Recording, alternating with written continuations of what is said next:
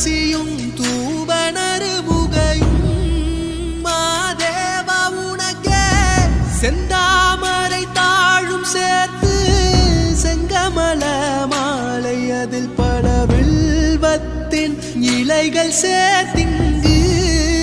மாதேவா உனக்கே எழுந்து வணங்கி அகல் தீனை எடுத்து சர்க்கரை நாரத்தை பறித்து மாதேவா உனக்கே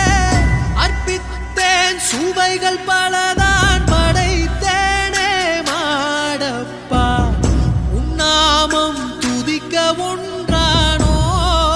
மாதேவா உனக்கே சோஜுகாதா ஹே சோஜுகாதா சூடு